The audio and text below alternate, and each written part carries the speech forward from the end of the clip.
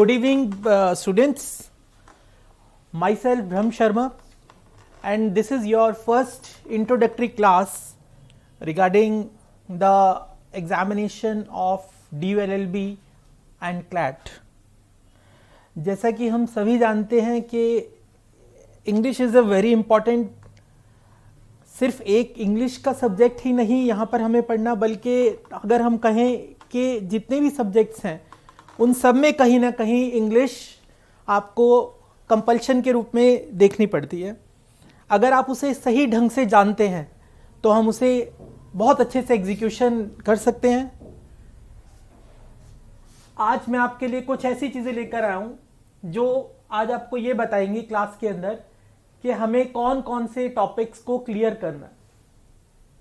अगर हम देखें, दिल्ली यूनिवर्सिटी ने अभी तक कोई भी ऐसा प्रिस्क्राइब्ड सिलेबस स्पेसिफिकली डिक्लेयर नहीं किया है, लेकिन पिछले साल के कुछ पेपर्स के बेस पर अगर हम देखें तो आप पाएंगे कि ये कुछ टॉपिक्स हमने निकाले हैं जो हम पिछले सालों से पढ़ाते आ रहे हैं और रिजल्ट्स भी लेते आ रहे हैं। मैं चाहूँगा बच्चों आज आप इन सबको बहुत अच्छे से ग्रास्प करें। ये क्लास सिर्फ एक इंट्रोडक्शन क्लास है।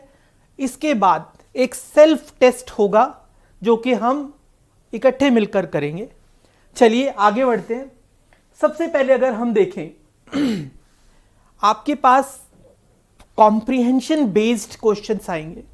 कॉम्प्रिहेंशन को सॉल्व करने के लिए फर्स्ट जो प्रायोरिटी है वो आपकी होगी कि आपको इंग्लिश के अंदर बहुत साउंड होना होगा। किस तरह साउंड होना होगा? ये एक एकेडमिक इंग्लिश नहीं है, बल्कि एक थॉरो स्टडी है इंग्लिश की। अब तक 10th में भी हमने कुछ चीज़ें पढ़ी हैं ग्रामर की, 12th में भी पढ़ी है, लेकिन अब कुछ ब्रशअप करने का टाइम आया है बच्चों। आज मैं आपको कुछ ऐसी चीज़ें बताऊंगा जिससे आपका ब्रशअप भी होगा और साथ में कुछ कॉन्फिडेंस बिल्डिंग भी हो पाएगा। देखिए, अगर हम बात करें, मैं एक सेंटेंस बात करता हूँ। What is the meaning of a sentence? देखिए, पैसेज एक सेंटेंसेस से मिलकर बना है। There are an number of sentences there which make sentences, words, और अगर वर्ड्स से भी नीचे आए हम देखें तो वो वोकैबुलरी का पार्ट है। चलिए सबसे पहले मैं एक सेंटेंस लिखता हूं, आप जरा उसे कैच करने की कोशिश कीजिएगा।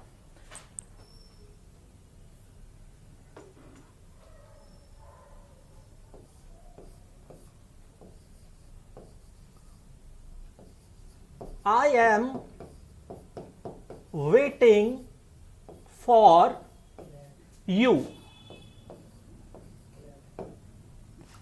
ये एक सेंटेंस है। A sentence is a group of words which has some meaning. Yes, okay. अब आपने देखा, मैंने आपको एक सेंटेंस दिया, I am waiting for you।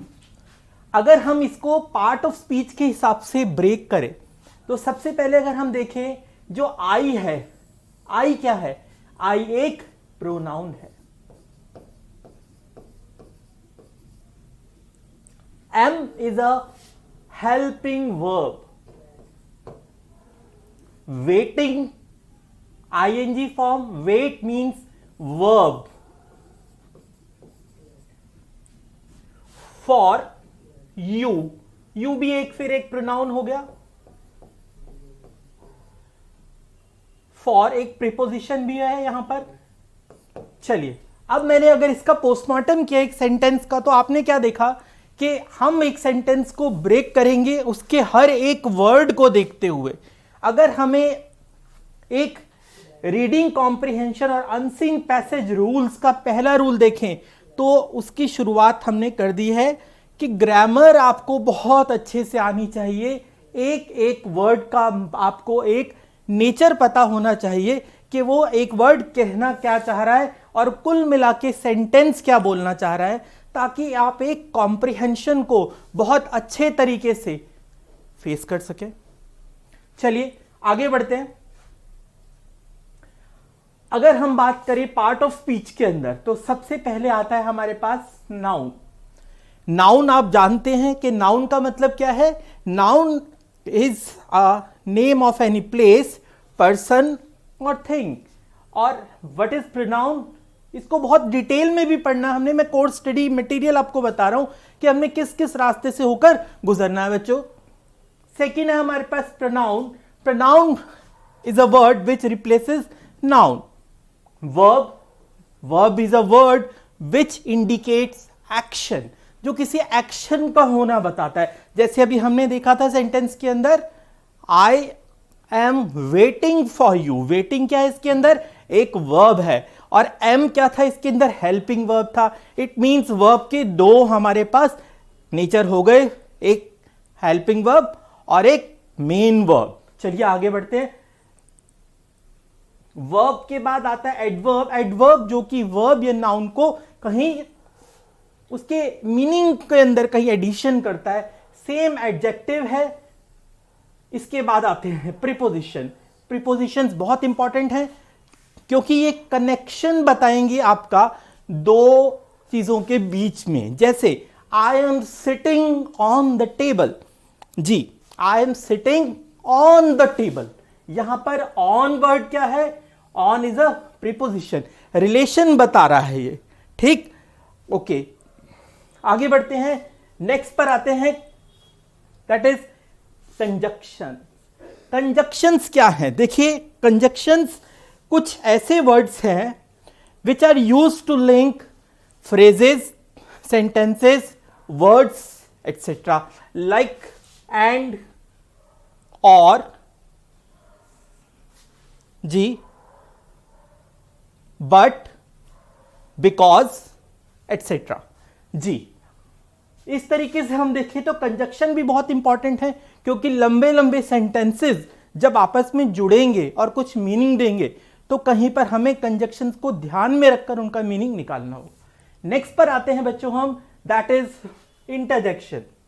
Interjections क्या है, to show strong feeling we use interjection. For example, alas I have lost my purse, hurray we have won the match. अगर आप इन इंटरजेक्शंस को पढ़ेंगे तो कहीं ना कहीं स्ट्रॉन्ग इमोशंस आपको मालूम पड़ेंगी कि एक जो ऑथर है, राइटर है, पैसेज के अंदर कहना क्या चाहता है आपसे। चलिए वापस आते हैं हम अपने नेक्स्ट टॉपिक पर।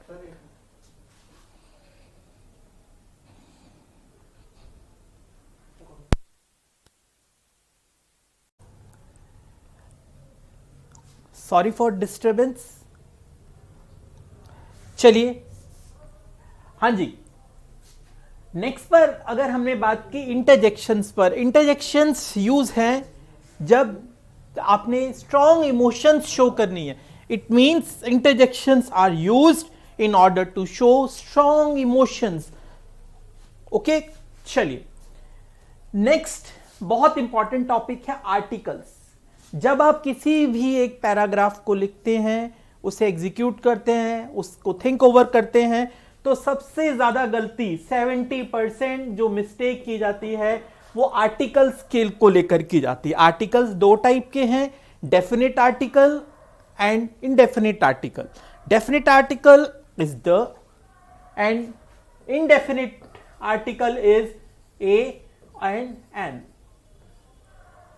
अब अगर बात करें, इनको हम देखेंगे कहां पर इनको एग्जीक्यूशन बिल्कुल सही तरीके से किया जाए। जैसे अगर हम बात करने के ढंग में देखें तो हमारे पास एक रूल कहता है, अगर मैंने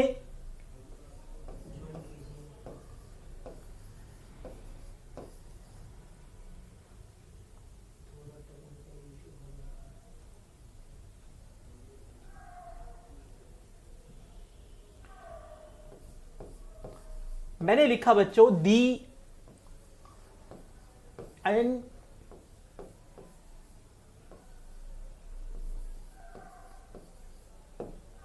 देखिए इन दोनों की प्रोनाउंसिएशन में कितना फर्क है। मैंने देखा THE और THE ये सेम है बिल्कुल, लेकिन इनकी प्रोनाउंसिएशन कैसे होगी। अगर THE के तुरंत बाद वाला वर्ड वो वॉवल से स्टार्ट हो रहा है, जैसे कि एंड के केस में हो रहा है, तो ये क्या हो जाएगा, दी एंड हो जाएगा। और दूसरी जगह अगर हम देखें ये वॉवल ना होके एक कॉन्सोनेंट है, तो हम इसे क्या बोलेंगे, the. It means D will be pronounced with with vowel, and on the other hand we will use word the in case of consonant. Okay, चलिए आगे बढ़ते हैं. इसको हम बहुत अच्छे से पढ़ेंगे. कहां कहां जैसे सुपरलेटिव डिग्री के साथ हमेशा द वर्ड यूज होगा, और वो किस तरीके से होगा हम इसको देखेंगे, क्योंकि इसका एग्जीक्यूशन कहीं ना कहीं इस रीडिंग कॉम्प्रिहेंशन पैसेज पर पढ़ने वाला है, इन सब का, क्योंकि ये सब चीजें बहुत जरूरी हैं और सारा दारोमदार इनका एक सिर्फ रीडिंग कॉम्प्रिहेंशन पर है, अनसीन पैसेज पर है. चलिए आगे बढ़ते हैं. नेक्स्ट पर आते हैं हम, active, passive and direct, indirect.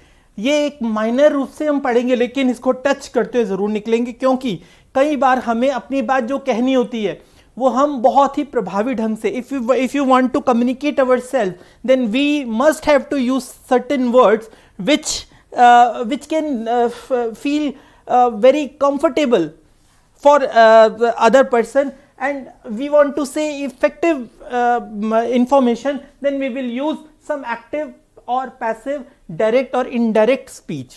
Okay, next one is your proverbs, idioms and phrases.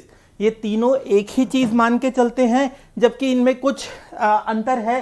जैसे प्रोवर्ब्स है, प्रोवर्ब्स यूनिवर्सली एक्सेप्टेड थिंग्स हैं, जबकि इडियम्स और फ्रेजेस लोकली भी काम करते हैं, लेकिन इन तीनों का महत्व बहुत ज्यादा है.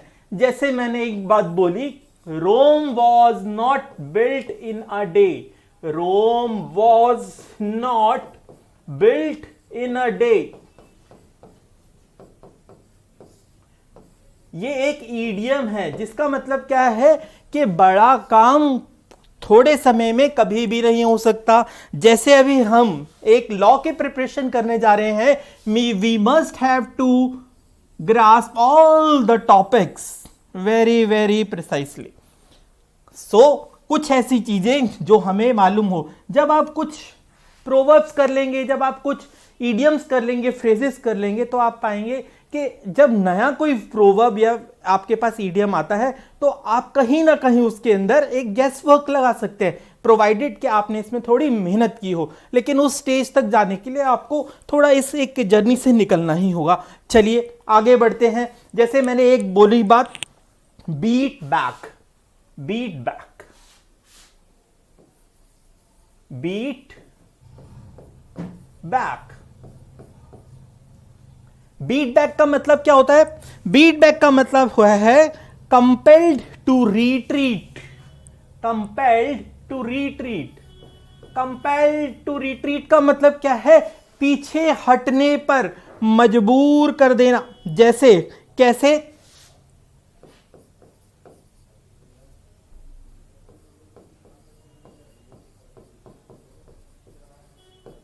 compelled to retreat, beat back. The firemen were beaten back by the inferno. The firemen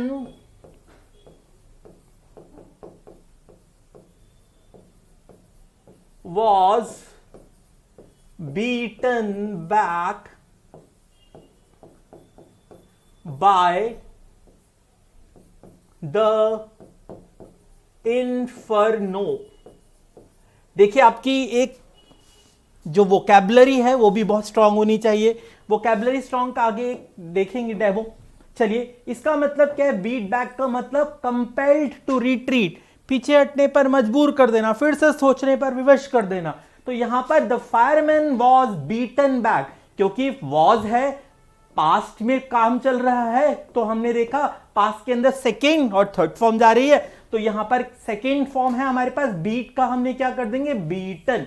beaten back by the inferno. देखिए, अब इन्फर्नो वर्ड की जगह हम फायर भी यूज कर सकते थे, लेकिन इन्फर्नो का रियल मीनिंग क्या होता है? द फायर ऑफ हेल, नरक की आग, या फिर जंगलों में लगने वाली आग को भी हम इन्फर्नो बोलते हैं. एक मीनिंग हमें आज का ये याद कर लेना है. ठीक, एक बीटन बैक देख लेना. इसी तरीके से हमारे बहुत सारे प्रोवर्ब्स, इडियम्स और फ्रेजेस काम करेंगे और हम इनको समझेंगे. पैसेज में जहां पर भी एक इनका एग्जीक्यूशन होगा, इनको एलोबरेट हम कर सकते हैं. चलिए, तो यहां तक क्लियर है। तो आगे बढ़ते हैं बच्चों। बहुत ही इंटरेस्टिंग टॉपिक है OWS। OWS क्या है बच्चों? One word substitution. One word substitution क्या होता है?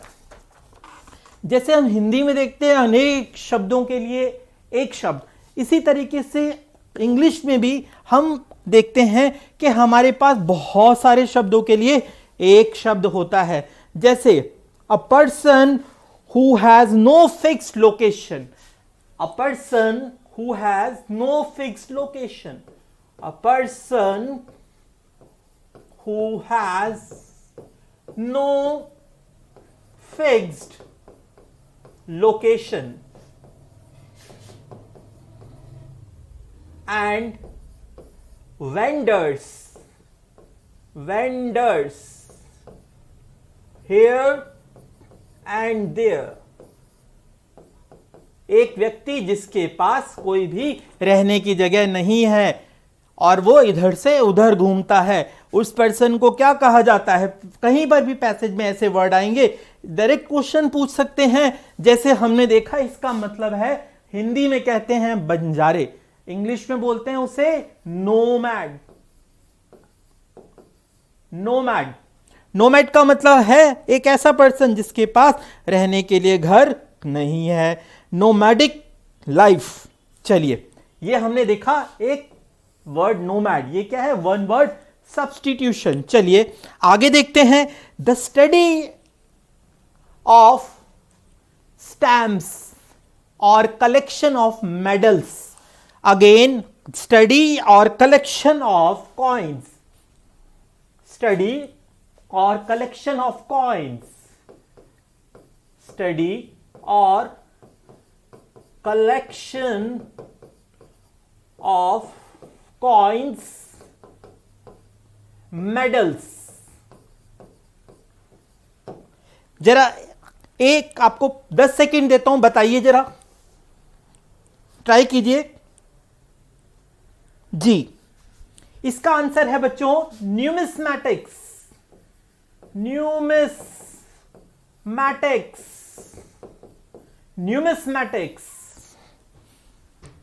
द स्टडी और collection of coins, medals, bank notes. Bank notes, ये सारे कौन पर्सन कहलाते हैं? न्यूमिस्मैटिक्स कहलाते हैं। अब अगर आप इसको देखें तो आप पाएंगे कि वन वर्ड सब्स्टिट्यूशन भी कहीं ना कहीं आपको हमारे पैसेज में मिलेगा। डायरेक्ट क्वेश्चन पूछते हैं, कहीं पर आ जाता है he was living nomadic life, what do you understand by nomad? There will be 4 options and we will check the appropriate one. Okay. Are you getting my voice? Okay. Next is our foreign words. Foreign words. देखिए, foreign words अगर हम बात करें,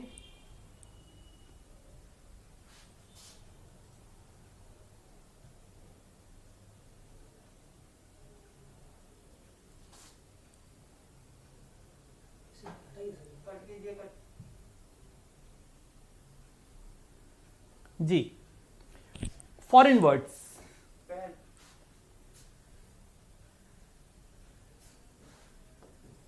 foreign words. दुनिया की कोई भी language foreign word से अनटच्ड नहीं है।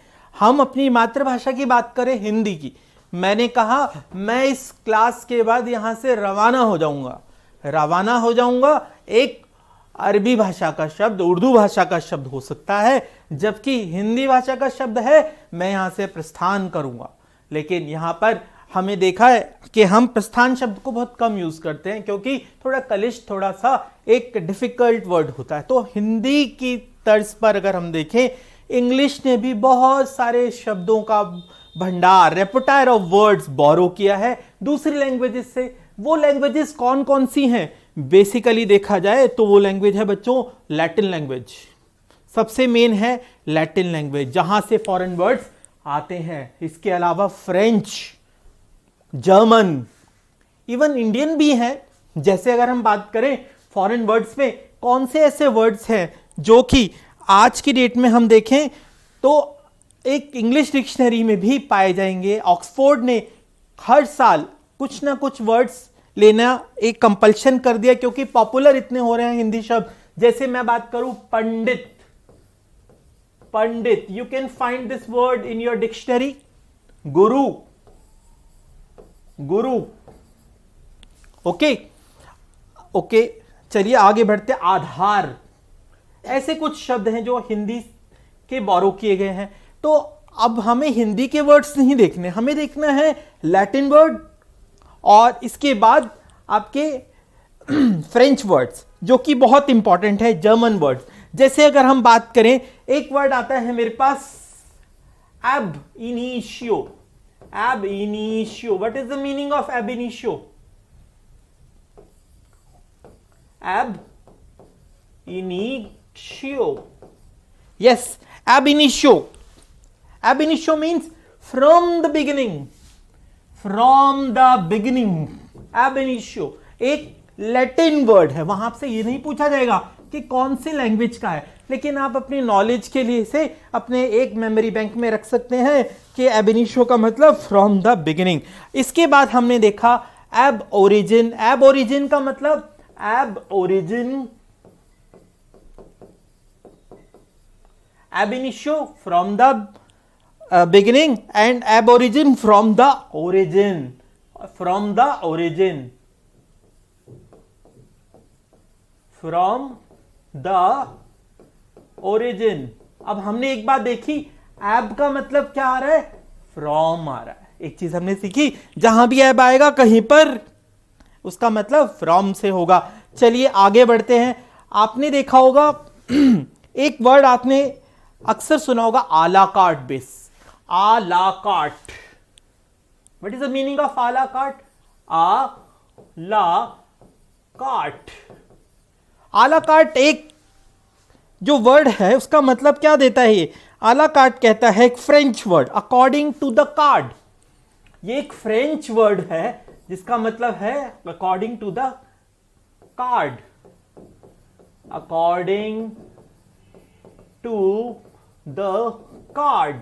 इट मीन्स अगर हम किसी रेस्टोरेंट में गए, वहां पर हम अपनी मर्जी की चीजें नहीं खा सकते, सिर्फ वही चीजें वहां सर्व की देंगी जो कि आला कार्ट बेसिस पे है, अकॉर्डिंग टू आपके एक कार्ड है। यानी अगर आप कार्ड से बाहर की चीजें मंगाएंगे तो वहां पर नहीं है। डिश एंटीना के अंदर भी channels will be served on the आला कार्ट बेसिस। तो हमने देखा कुछ वर्ड्स हमें हमेशा मिलेंगे। जैसे एक वर्ड है हमने लॉ में देखा, bona fide, bona fide, with good intention, in good faith. Bona fide means good faith, good faith. और ठीक इसका उल्टा अगर हम देखें बच्चों, बोनाफाइड का ठीक उल्टा है mala fide, mala fide. It means, fide means what?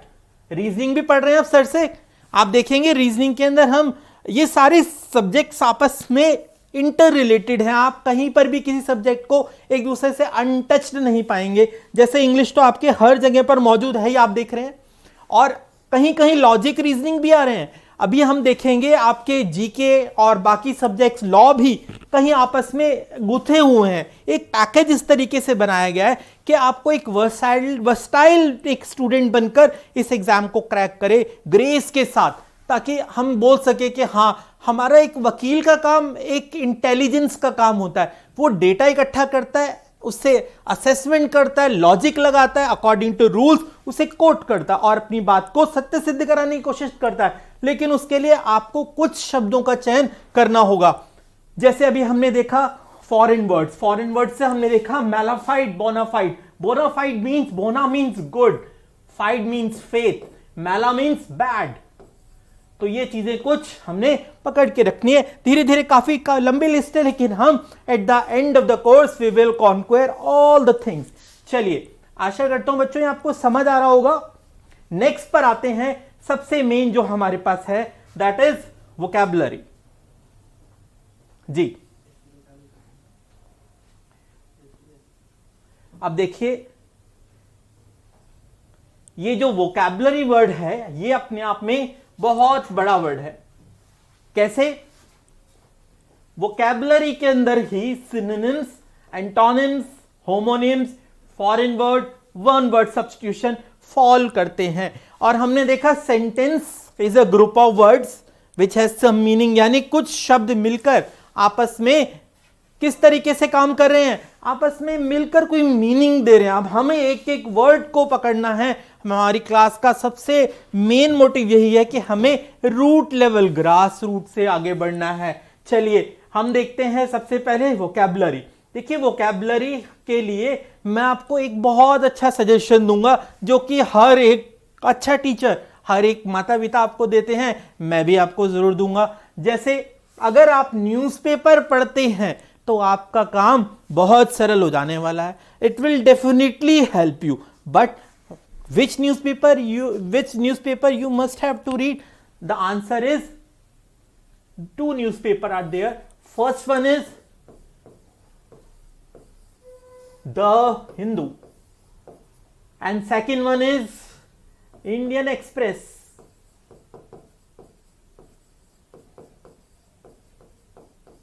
ये दो ऐसे न्यूज़पेपर्स हैं जिनकी वोकैब बिल्कुल कंटेम्परेरी होती है और अपनी बात इतनी सरल ढंग से और प्रभावी ढंग से कहते हैं कि आपको नए नए शब्द, मैं आपको वोकैब कराऊंगा, हिंदू की वोकैब कराऊंगा, आपको रनिंग टॉपिक्स दूंगा, लेकिन आपसे भी कुछ उम्मीद की जाती है न्यूज़पेपर जरूर पढ़िए। अगर न्यूज़पेपर नहीं पढ़ना, हिंदू एक बार लीजिए और उसका एडिटोरियल पार्ट जरूर पढ़िए। एडिटोरियल के अंदर क्या है? एडिटोरियल एक ऐसी हमारे पास पावर है जिसके अंदर हम देखें तो जो एक एडिटर है वो उसे कंपाइल करता है, वो उसे मेकओवर करता है, तो आपको बहुत चुने हुए शब्द मिलेंगे, उससे जरूर देखिए। चलिए वो मैं आपको कराता रहूंगा। आपने दो काम करने हैं, एक आपने इंडियन एक्सप्रेस या फिर हिंदू में से एक अखबार है, मैं रिकमेंड करूंगा द हिंदू, और सेकंड मैं आपको रिकमेंड करूंगा कि आपने रेगुलर कोई ना कोई इंग्लिश न्यूज चैनल जरूर देखना है, ताकि आप, एक तो आपकी जनरल नॉलेज उससे इंक्रीज होगी और दूसरा we will get repertoire of vocabulary from there. चलिए अब सिनोनिम्स और एंटोनिम्स तो आपको मैं भी बताऊंगा एक डेमो के अंदर वोकैबुलरी कैसे करनी है। मैं नेक्स्ट पर आता हूं, that is homophones. Homo means what? Homo means similar, yes. Homophones क्या है? होमोफोन्स कुछ ऐसी चीजें हैं जो देखने में तो, सुनने में तो एक जैसी लगती है, लेकिन अगर हम उसको एग्जीक्यूट करें, उसका मीनिंग जानने की कोशिश करें तो कहीं पर वो ऐसा साउंड देती हैं कि दो वर्ड्स बिल्कुल अलग अलग मीनिंग देने लगते हैं। जैसे अगर मैं बात करूं, मेरे पास दो वर्ड हैं, अब बात करें हम होमोनिम। होमोनिम्स में सबसे पहले मैंने देखा एक वर्ड है मेरे पास बर्थ।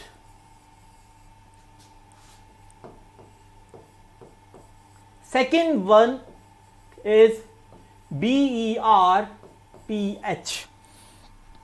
देखिए बच्चों, दोनों वर्ड्स को अच्छे से देख लीजिए, दोनों में क्या फर्क है बताइए मुझे। सबसे पहला अगर हम देखें, come into existence is birth, वजूद में आना बर्थ कहलाता है, जन्म कहलाता है। जबकि दूसरी तरफ एक बर्थ क्या है? a narrow slide usually chained with the wall of ship or train's bogie। it means जब हम ट्रेन में जाते हैं तो हमें बर्थ मिलती है। I got the upper berth, I got birth in Muslim family, in Hindu family, in Christian family, that is come into existence। कुछ ऐसे वर्ड्स हैं, बहुत इंफीरियर वर्ड्स हैं, लेकिन हमें थोड़े डीपर वर्ड्स लेने होंगे ये समझाने के लिए। जैसे एक वर्ड है हमारे पास सन, दूसरा है सन। कुछ ऐसे वर्ड्स हैं जो हमें पकड़ने हैं, जो कि हमें कुछ मीनिंग दे पाए। जैसे हमने देखा एक वर्ड है accident, second word is incident, आई है ये INCIDENT, इंसिडेंट। अब एक्सीडेंट और इंसिडेंट में क्या फर्क है? Accident is you can say mishappening, mishappening is accident, whereas second one incident is a event. But accident is not only एक मिसफॉर्च्यून नहीं है, एक ऐसी चीज नहीं है जो आपको बिल्कुल हमेशा मिसहैप मिलेंगी. बाय चांस भी हो सकता है इसका मीनिंग एक्सीडेंट का. बाय चांस, बाय चांस कैसे हो सकता है? I met Radha at cinema hall accidentally, यानी बाय चांस मिल गया. अब हमने देखा एक ही चीज के दो मीनिंग एक्सीडेंट के, ऐसे ही इंसिडेंट. अब ये दोनों देखने में सुनने में एक जैसे थोड़े लगते हैं, सिमिलर लगते हैं, इसलिए इनको होमोफोन्स होमोनिम्स बोला जाता है. तो हमें ये बहुत अच्छे से पढ़ने होंगे. जैसे हमने देखा हमारे पास एक वर्ड है ह्यूमन, एक है ह्यूमेन. ह्यूमन एक इंसान से रिलेटेड, ह्यूमेन मीन्स मानवता से संबंधित. तो कुछ थोड़े शब्दों का हेर फेर है, हमें इसे पकड़ना हो, क्योंकि एग्जाम में जब हमारे पास ये डायरेक्ट क्वेश्चन आते हैं या फिर कहीं हमें कॉम्प्रिहेंशन पैसेज में आते हैं तो कहीं हमें एक झकझोर देते हैं अगर हमें नॉलेज नहीं होती. तो we must have to study homophones very very accurately. चलिए आगे आते हैं हम पंक्चुएशन पर. पंक्चुएशन बहुत इंपॉर्टेंट है. कहां पर साइन इन्वर्टेड कॉमास कौन से लगेंगे? सिंगल लगेगा, डबल लगेगा. ठीक, मैंने बोला girls, girls bags, girls bags. Apostrophe लगाया तो इसका मतलब पोजेशन हो गया. पोजेशन मींस गर्ल्स के बैग. लेकिन अगर मैंने बहुत सारी लड़कियों के बैग्स बताने हैं तो मैं गर्ल्स यहां पर लगा दूंगा. देखिए, सॉरी, मैंने बोला ग्लास, ग्लास का. अब इसे कैसे लिखेंगे? एस तो लगेगा नहीं. तो हम क्या कर सकते हैं इस केस के अंदर? हम इस केस के अंदर इसको GLASS ऊपर ग्लास का हो जाएगा पोजेशन. तो हमने देखा सिंगुलर और प्लूरल के अंदर इसका यूज किस तरीके से किया जा सकता है. पंक्चुएशन का एक हिंदी मीनिंग देखिए. मैंने एक हिंदी सेंटेंस लिया, मान लीजिए मैंने लिखा रोको, रोको. देखिए पावर देखेगा पंक्चुएशन की. रोको, रोको मत, जाने दो. अब इस सेंटेंस का मतलब पंक्चुएशन के बिना कुछ भी हो सकता है. जैसे मैंने बोला रोको मत, जाने दो. Don't stop him, let him go. इसी को अगर मैं पंक्चुएशन से चेंज करना चाहूं तो मैं बोलूंगा रोको, और मत को यहां पर जो है इसे हटा दिया जाएगा और क्या हो जाएगा? रोको मत, जाने दो. It means stop him, don't let him go. अगर आप देखें पंक्चुएशन कहीं पर एक छोटा सा एक पॉइंट भी आपके सेंटेंस को प्रभावित कर सकता है, इन्फ्लुएंस कर सकता है. अगर आप इसकी नॉलेज नहीं रखते बहुत प्रिसाइसली, बारीकी से, तो कहीं हम चूक सकते हैं. इसलिए पंक्चुएशन का भी कहीं ना कहीं रिफ्लेक्शन एक कॉम्प्रिहेंशन पैसेज में आएगा ही आएगा. अब हमने देखा, अगर हमने पूरा इसको चेक किया तो अब तक हमने पार्ट ऑफ स्पीच देखे, आर्टिकल्स देखे जिसके अंदर ए एन और द, डेफिनेट इंडेफिनेट आर्टिकल से, एक्टिव पैसिव देखे, डायरेक्ट इनडायरेक्ट देखे. हमने proverbs, idioms, phrases, one word substitution, foreign words, vocabulary, synonyms, antonyms और होमोनिम्स पंक्चुएशन तक आ गए हैं. अब हम देखते हैं sentence improvement, error correction and rules. देखिए कुछ भी आ सकता है आपके पेपर के अंदर. आपको ग्रामर की प्रिपरेशन बहुत ही बढ़िया से करनी होगी. इनफैक्ट अगर आप इसको ढंग से नहीं कर पाते हैं तो पेपर में कहीं पर आप थोड़ा सा पीछे रह सकते हैं. इसीलिए शुरू से मेहनत कीजिए, इन चीजों पर बहुत ध्यान दीजिए. जैसे मैंने बोला sentence improvement, errors, correction rules. इसमें आपको मैं एक सेंटेंस का पूरा स्ट्रक्चर बताऊंगा नाउन के साथ, कहां पर हमने किस कंडीशन के अंदर एडजेक्टिव कौन सा यूज करेंगे, एडवर्ब कौन सा लगेगा, यानी सारी चीजें कहीं पर एक कंसोलिडेटेड वे में हम पढ़ सकते हैं. अब एक बड़ा इंपॉर्टेंट चीज दैट इज टेंसेस. ये है टेंसेस सॉरी माफ कीजिएगा. टेंसेस सबसे इंपॉर्टेंट है. पानी दीजिए थोड़ा. टेंसेस बच्चों सबसे इंपॉर्टेंट है क्योंकि टेंसेस अगर हम देखें तो कहीं ना कहीं ये सारे एग्जीक्यूशन टेंसेस के बिना हो ही नहीं सकते। जो कुछ भी कहा जा रहा है उसका कोई ना कोई एक वक्त है, उसका एक टेंस है। हम अब तक पढ़ते आए हैं। एक मिनट बच्चों, मुझे 1 मिनट का ब्रेक दीजिए।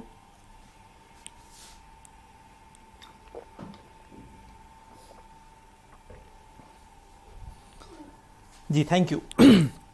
हाँ जी बच्चों, हम टेंसेस की बात करते हैं।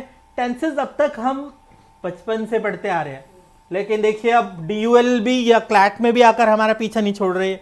अब इसको आखिरी बार कर लेते हैं, क्योंकि इनके बिना कहीं पर भी हमारी गति नहीं है।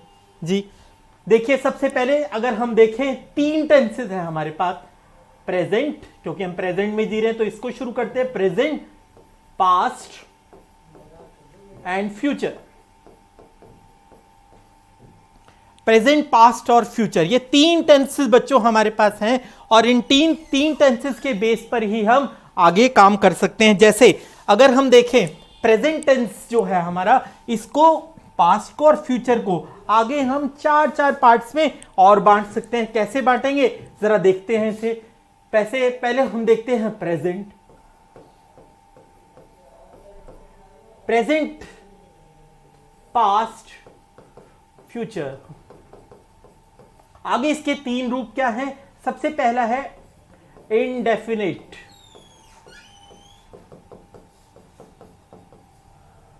इंडेफिनिट। सेकंड, इसको हम सिंपल भी बोल देते हैं। सेकंड वन कॉन्टिन्यूअस और progressive. Third one perfect, and fourth one is perfect continuous.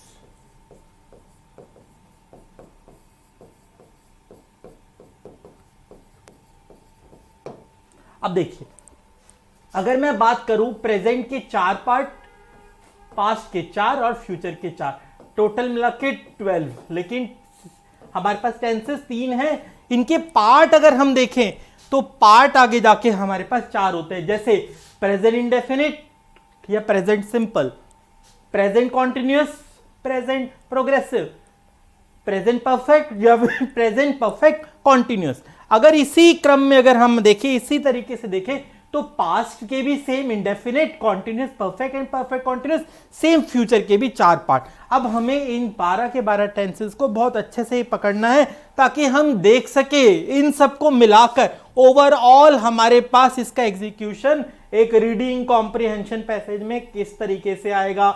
इस पर बहुत निर्भर करता है कि आप कैसे इस बातों को समझते हैं, क्योंकि एक ईडियम में कही गई बात, एक फॉरेन वर्ड से कही गई बात, कहीं ना कहीं अगर हमें नॉलेज नहीं है तो हमें पीछे धकेल सकती है। अब देखिए, आपको इन सब चीजों से रूबरू होने के बाद ही अपनी मंजिल का रास्ता मिल पाएगा।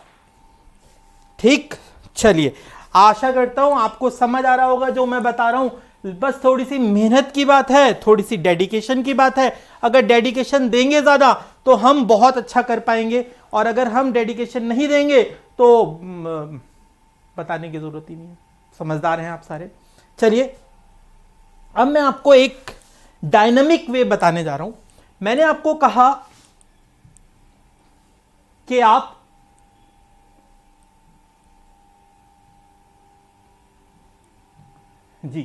मैंने आपको कहा कि आप इन सबको पढ़िए।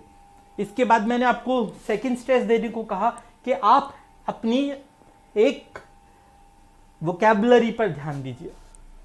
अब वोकैबुलरी बचपन से ही हमें बोलते आए हैं, वोकैबुलरी बहुत स्ट्रांग कीजिए। चलिए, क्वेश्चन पूछता हूं, बताइए मुझे ईमानदारी से, एक टेंटेटिव आइडिया, आपकी कितनी वोकैब है?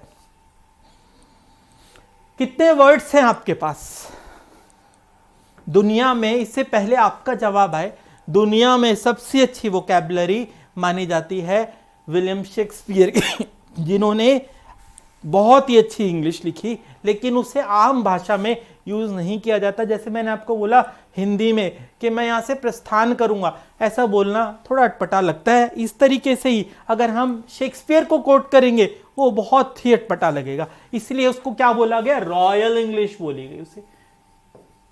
रॉयल इंग्लिश है। सेकंड अगर हम बात करें, सेकंड अगर हम पर्सन बात करें, दैट इज विंस्टन चर्चिल। उनका रेपोटायर ऑफ वर्ड्स था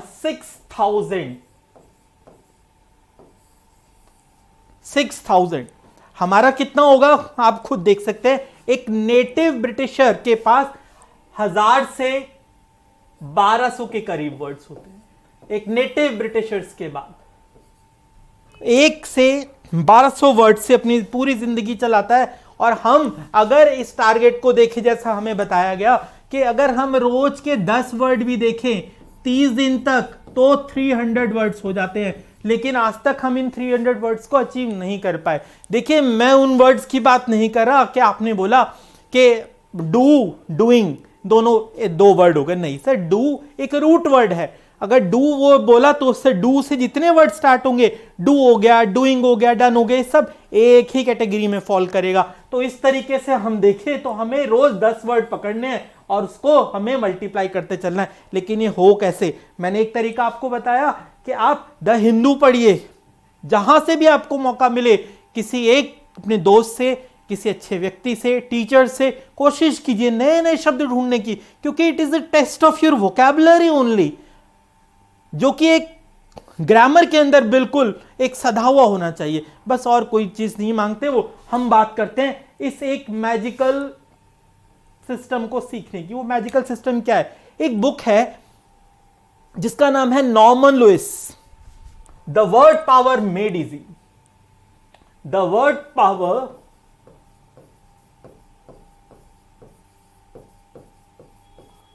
मेड इजी, नॉर्मन लुइस।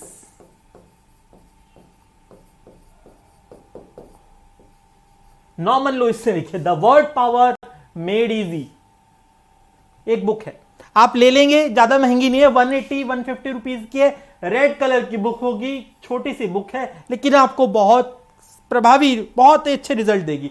मैं उसका एक डेमो देने जा रहा हूं आपको, जरा देखिए। हम अभी अगले आने वाले 15 मिनट के अंदर कुछ वर्ड सीखेंगे, जरा देखते हैं। सबसे पहले अगर हम बात करें, हमारे पास एक वर्ड है ego. What is the meaning of ego? Yes, feeling of I, feeling of an I, मैं होने की भावना क्या कहलाती है? ईगो कहलाती है। ठीक, अब जिसके अंदर ईगो है वो कौन होगा? Ego. IST means follower, IST means follower, ego plus IST, egoist. हम सारे ईगोइस्ट हैं कहीं ना कहीं थोड़े बहुत, क्योंकि साइकोलॉजी कहती है ईगो के बिना इंसान का वजूद ही नहीं है। तो हम फीलिंग ऑफ आई को अगर एक्सटेंसिफाई कर दें, a person with feeling of I, a person with ego is egoist. Ego, egoist, मैं होने की भावना। चलिए, अब हमने देखा, मैं इस क्लासरूम में, मैं रोज एक कुर्सी पर बैठता हूं, आके दूसरे दिन कोई और बैठा हुआ है, मेरी ईगो थोड़ी सी हर्ट हो गई, चलो कोई बात नहीं, बैठ गया। लेकिन कई बार एक पर्सन ऐसा है, आपका बॉस, आपका टीचर, आपका प्रिंसिपल, गुड मॉर्निंग किया, विश किया, उन्होंने कोई जवाब नहीं दिया। भाई ये तो एक ईगोटिस्ट से ऊपर निकल गए। तो एक इनकी कैटेगरी की क्या बनी? Ego, egoist, egotist. A person who has more ego, a person who has more ego than egoist। चलिए, ईगो आया, ईगोइस्ट आया, ईगोटिस्ट आया। अब एक पर्सन, जैसा कि बोला जाता है, अमेरिका के जितने भी प्रेसिडेंट्स हैं वो क्या सोचते हैं? जो उन्होंने किया वो बिल्कुल ठीक। बड़े बड़े लीडर्स, जो उन्होंने किया वो बिल्कुल ठीक। तो इनको हम क्या बोलेंगे? एक वर्ड है ईगो। पागल को क्या बोलते हैं बच्चों? पागल को हम बोलते हैं मैड, इनसेन, अनसाउंड, ठीक, बहुत सारे हैं। या फिर एक लुनाटिक। अब ये लुनाटिक वर्ड कहां से आया, जरा इसको हम देखें। लुनाटिक, लुनाटिक का मतलब कहीं हमने देखा पागल से जोड़ के देखे जा रहा है। या फिर एक वर्ड बोला मैंने, मैनियक, मैनियक, ईगो मैनियक। जो मैंने बोला ना तो ईगोइस्ट है ना ईगोटिस्ट है, बल्कि वो अपनी ईगो में पागल है, ego maniac. A person who is mad with his ego, यानी जो उसने बोला वही होना चाहिए। जैसे मैंने आपको कोट किया, जितने भी अमेरिका के प्रेसिडेंट हैं उनको कारण नहीं चाहिए, उनको सिर्फ एक रिजल्ट चाहिए, रीजन नहीं चाहिए। कहीं पर भी हमला कर सकते हैं, कहीं पर भी किसी को भी धराशायी कर सकते हैं। तो हमने देखा ये चार, इसकी एक स्टेजेस है, ego, egoist, egotist, ego maniac. लेकिन अगर हम बात करें, एक और भी चीज निकल कर आएगी। चलिए इससे हम आगे बढ़ते हैं, पहले इस वर्ड को क्लियर करते हैं। ईगो मैनियक, मैनियक का मतलब एक आदमी जो कि ईगो में पूरी तरीके से पागल हो चुका है। जैसे हमने देखा एक वर्ड इसके लिए लुनाटिक भी है। लुनाटिक वर्ड का कैसे एक पागल से संबंध है, चांद का पागल से कैसे संबंध है, देखिए बड़ी इंटरेस्टिंग चीज है, सुनना। हमारा जो शरीर है 70% पानी से बना है, और जो ब्रेन है वो मोर देन 80% पानी है। जब हाई टाइड आता है और लो टाइड आता है, it is all because of moon's gravitational force, जो कि 1/6 है हमारी अर्थ की ग्रेविटी के। अब वो पूरी अर्थ को तो अपनी तरफ खींच नहीं सकता, तो जो वहां पर एक लिक्विड है वो उसको अपनी तरफ खींचता। हाई टाइड और low tide all because of moon's gravitational force. Lunar, luna, because luna means moon, luna means moon. अब लुनाटिक मून से कैसे जुड़ा, हमारा ब्रेन भी तो पानी से बना है, हमारा बॉडी भी तो पानी से बनी है। तो एक सर्वे किया गया तो देखा कि जो लोग थोड़े उन्माद, थोड़े पागल थे, वो फुल मून पर ज्यादा पागल होने लग गए। टाइम बीइंग उनको बोला गया उन्मादी, हिंदी में बोलते हैं उन्मादी, मैनियक, लुनाटिक। यानी आदमी की जब ईगो आएगी तो वो क्या हो जाएगा, उसके अंदर पागल हो जाएगा। जैसा मैंने आपको बताया, a person who has more ego than egotist is egomaniac. चलिए अभी लास्ट पर आते हैं। हमने देखा नेचर क्या करती है, नेचर जितनी भी चीजें होती है उनको, जैसे बीज हो गए, सीड्स हो गए, बीच में होते हैं। सिर्फ एक ही है हमारे पास स्ट्रॉबेरी है जिसके हमारे सीड्स बाहर होते हैं, अदरवाइज नेचर बड़े सुरक्षित रूप से उनको रखती है। यानी सेंटर में, हमारे अर्थ के अंदर ही बीच में और है, कोर है, वो भी बिल्कुल बीचों बीच है, यानी सेंटर बड़ा इंपॉर्टेंट है। तो कुछ लोग हुए किम जोंग उन या फिर हिटलर, जिन्होंने किसी को कुछ समझा ही नहीं, सद्दाम हुसैन, ये लोग ना तो ईगोइस्ट थे, ना ईगोटिस्ट थे, ना ईगो मैनियक थे, बल्कि ये तो थे ईगो सेंट्रिक, ईगो सेंट्रिक, यानी ईगो के बिल्कुल केंद्र में बैठे हैं, सेंटर में बैठे हैं। इनकी ईगो को कोई भी नहीं तोड़ सकता। A person who believes that whole universe revolves around him और हर is egocentric. Done? Okay. Next word is alt. What is the meaning of alt? Alt. Alt means to cut, to change. To cut, to change. हमने देखा alt का मतलब to cut और change. अब आप try कीजिए, अगर मैं दो वर्ड बना दूं, सबसे पहला ईगो और ऑल्ट या ऑल्टर, ऑल्टर ईगो, मैंने वर्ड दे दिया alter ego. What is the meaning of this word? Alter ego.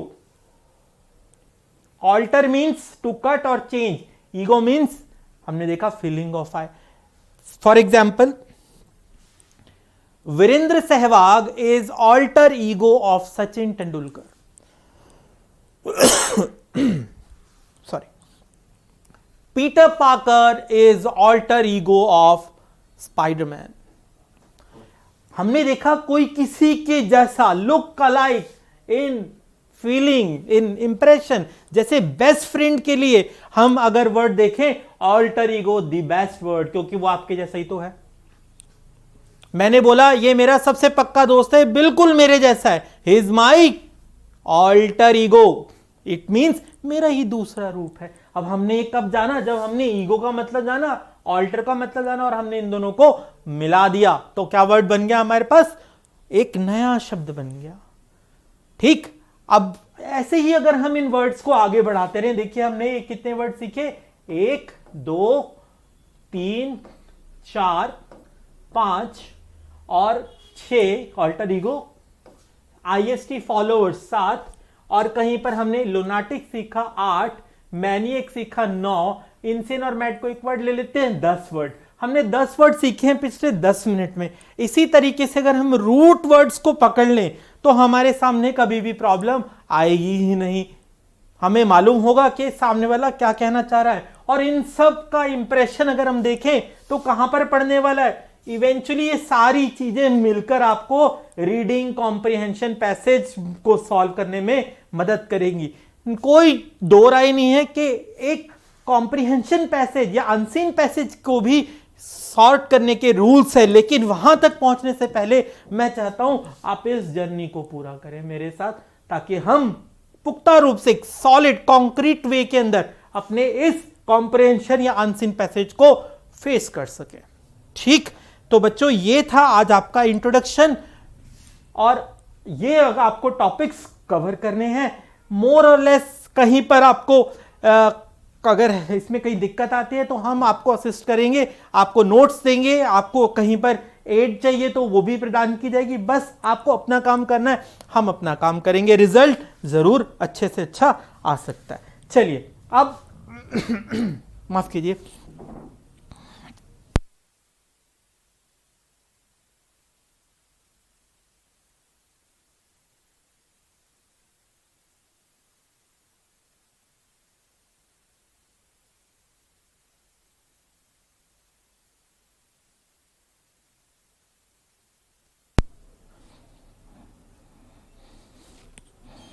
हाँ जी, अब एक ये सेल्फ असेसमेंट टेस्ट है, मेरे साथ आप चेक करिएगा, क्योंकि साइमल्टेनियसली हम दोनों करेंगे तो हम थोड़ा अच्छे से कर पाएंगे। देखते हैं, ईमानदारी से अपने मार्क्स देखिएगा कि आपके कितने मार्क्स आ रहे हैं। मैं देखता हूं आपने कितना अच्छा या बुरा किया है, ये बात की बात है। चलिए सॉल्व करिए, जरा मुझे बताइए, फिर डिस्कस करते हैं। पहले हम first part, apply articles accordingly, ईमानदारी से कीजिएगा बिना किसी हेल्प के मेरे साथ, इसको हम 10 मिनट में खत्म करेंगे। ठीक, चलिए बताइए फटाफट से इसके अंदर, फिर मैं इसको आपको डिस्कस करता हूं इसके साथ।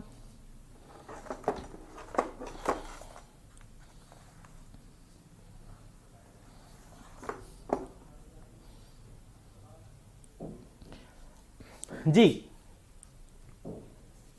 सेल्फ असेसमेंट टेस्ट है ये, अप्लाई आर्टिकल्स अकॉर्डिंगली। एग्जाम के अंदर ऐसा नहीं आएगा बच्चों, एग्जाम के अंदर तो ऑप्शंस के साथ आएगा। ये तो सिर्फ आज फर्स्ट क्लास है, मैं भी देखना चाह रहा हूं आपको एक यथार्थ पर, बिल्कुल एक रियलिटी ग्राउंड से देखना है कि हमने कहां से शुरुआत की थी और हम कहां पर स्टैंड करते हैं, कितनी मेहनत की जरूरत है। देखिए पार्थ, बॉट, ए आएगा, एन आएगा या द आएगा, बताइए। हां जी, इसका आंसर है A. A,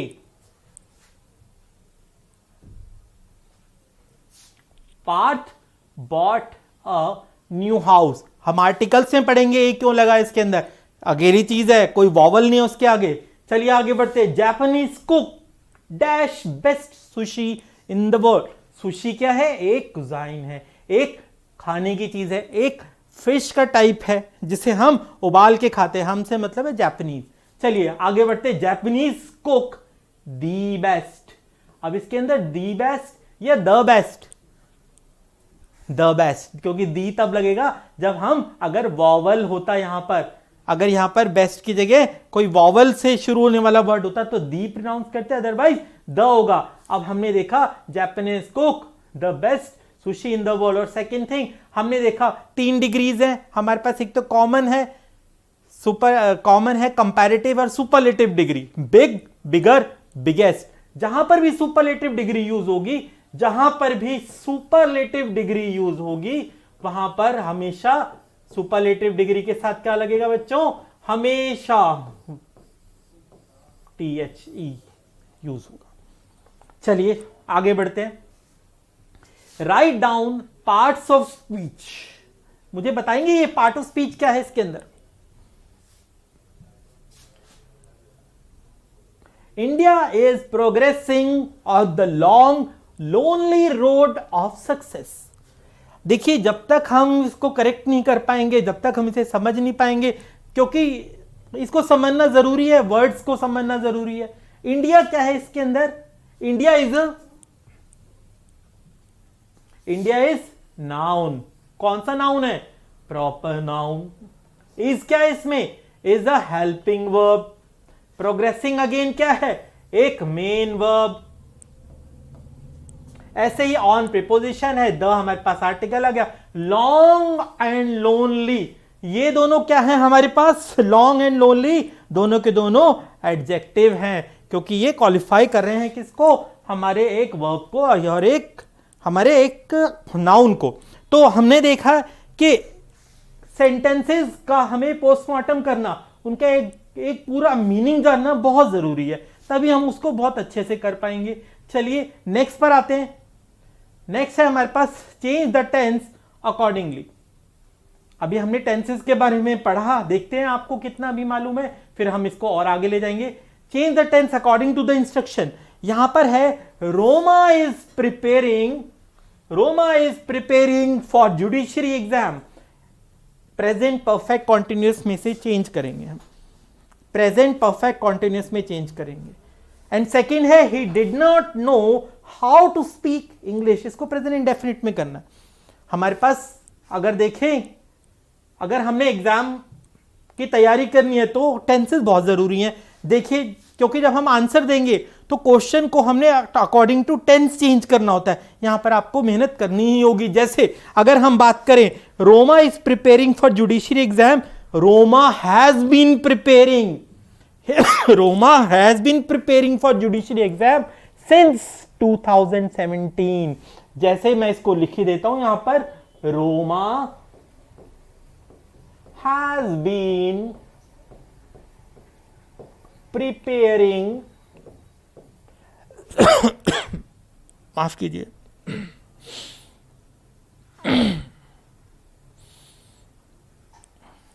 ji, Roma has been preparing for judiciary exam since 2017। अब हमने देखा, इन्होंने हमें बोला कि आप इसे बदलिए प्रेजेंट परफेक्ट कॉन्टिन्यूअस में, जबकि अभी किस फॉर्म में है? ये है प्रेजेंट कॉन्टिन्यूअस में। कैसे मालूम पड़ा? हेल्पिंग वर्ब इज लगा है, साथ में मेन वर्ब के अंदर प्लस आईएनजी। ठीक, लेकिन हम देखते हैं प्रेजेंट परफेक्ट कॉन्टिन्यूअस में अगर हम किसी भी सेंटेंस को देखें तो दो चीजें जरूरी हैं।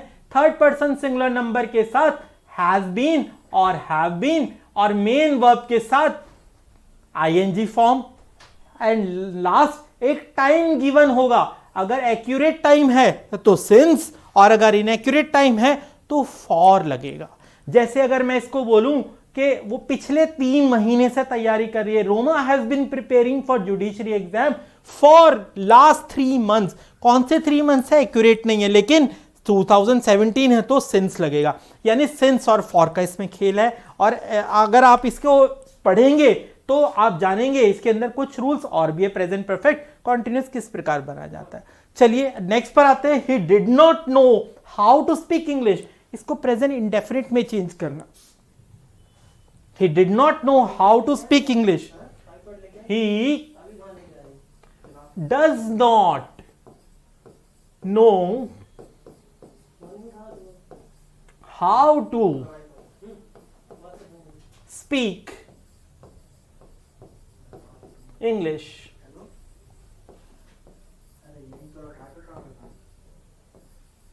देखिए इसमें क्या हुआ हमारा, he does not know how to speak English. Did not means, हमने देखा did not का मतलब क्या है, ये है past indefinite. नो क्यों लगा, सेकेंड फॉर्म लगेगी नहीं, जहां did यूज होगा हम हमेशा वर्ब की कौन सी फॉर्म लगाएंगे, फर्स्ट फॉर्म लगाएंगे पास्ट के अंदर, हमेशा याद रखिएगा। चलिए जब पढ़ेंगे तब आपको याद कराऊंगा। चलिए अब हम देखते हैं, हमने देखा इसको, हमने प्रेजेंट पास्ट इंडेफिनिट को हमने प्रेजेंट इंडेफिनिट में कैसे बदला, डज नॉट, यहां पर हम देखा नेगेटिव लगाया हमने, हेल्पिंग वर्ब प्लस नेगेटिव, जो ही के साथ क्या लगता है, do I we you they के साथ प्रेजेंट इंडेफिनिट में डू यूज होता है, और he she it and third person singular number के साथ हमेशा एस या ईएस लगेगा मेन वर्ब के अंदर, और डज यूज होगा। और डज अगर यूज हो रहा है तो कभी मेन वर्ब में एस और ईएस नहीं लगेगा, जब पढ़ेंगे तो बता दूंगा। He does not know how to speak English. देखिए एग्जीक्यूशन तभी हो पाएगा जब हम थोड़ा अच्छे से इसको पढ़ेंगे। चलिए चलिए आगे बढ़ते हैं, नेक्स्ट पर आते हैं मेरे पास।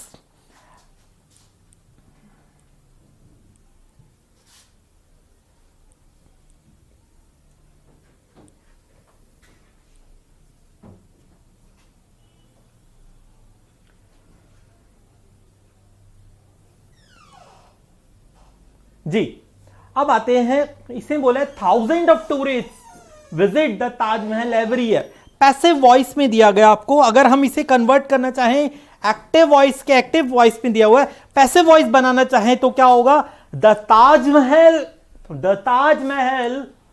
Is visited, yes the Taj Mahal is visited bye 1000 of tourist every year.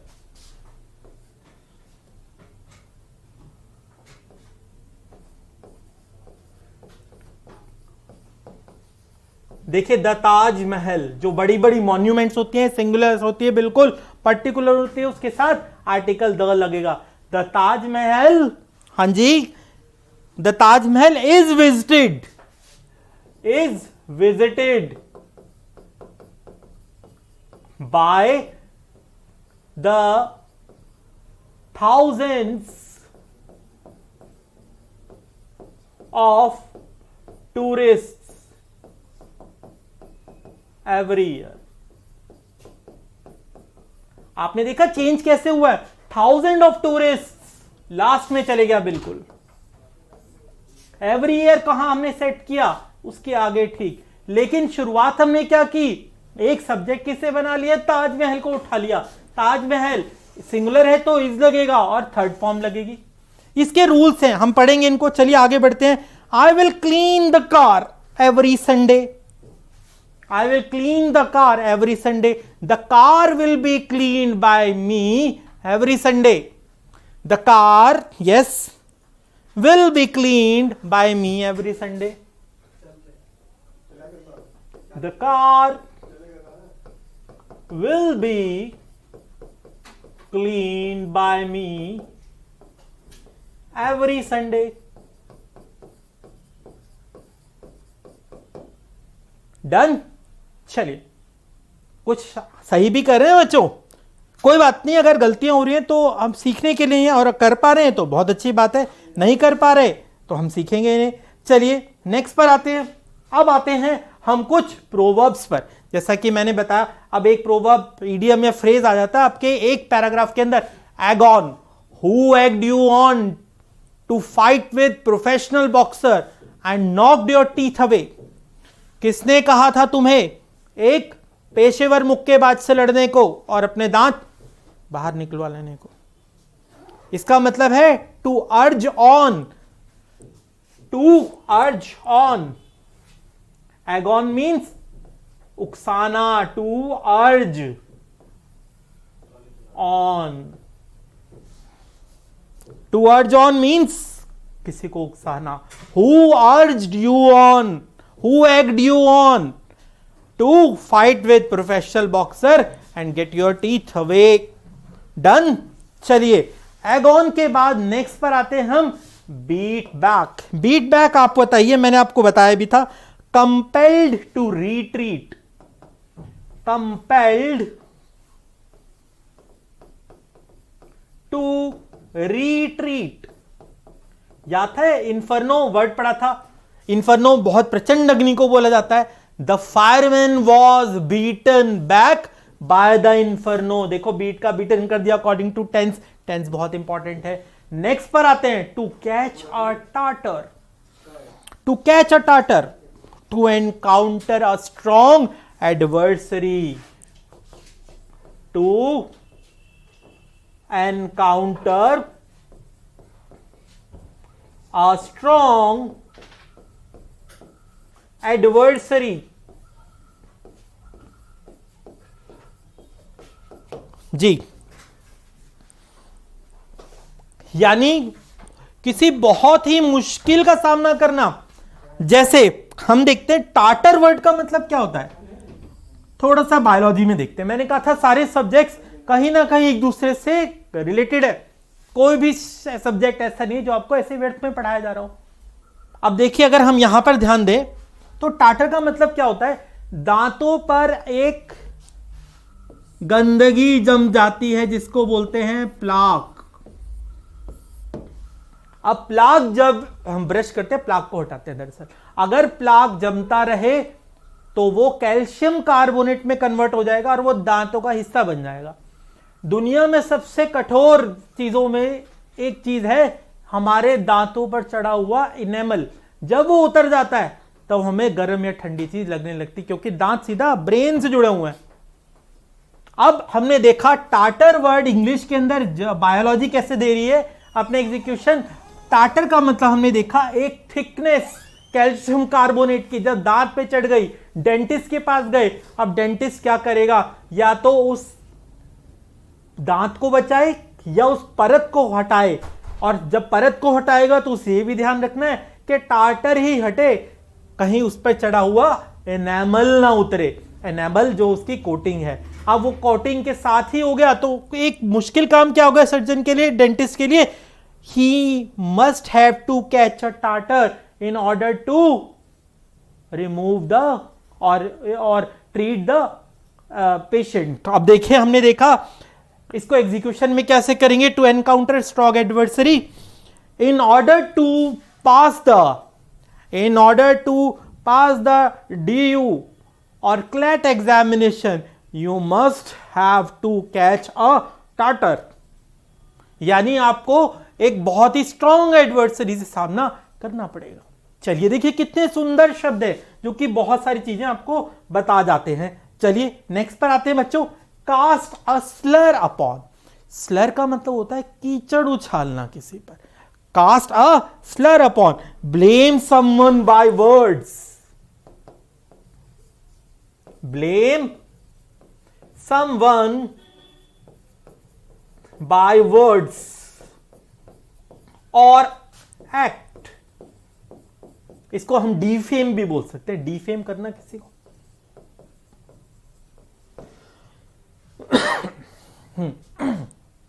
देखिए ब्लेम समवन बाय वर्ड्स और एक्ट, इसको डिफेम भी बोल सकते हैं। कैसे, पाकिस्तान ऑलवेज ट्राइज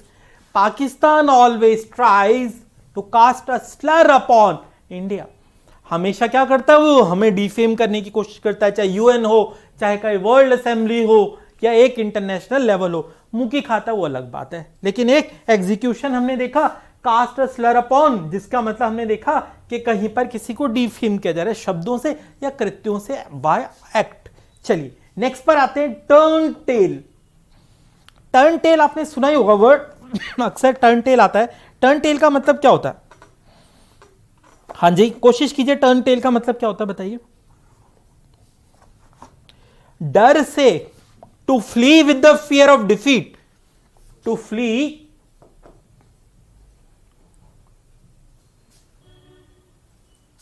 to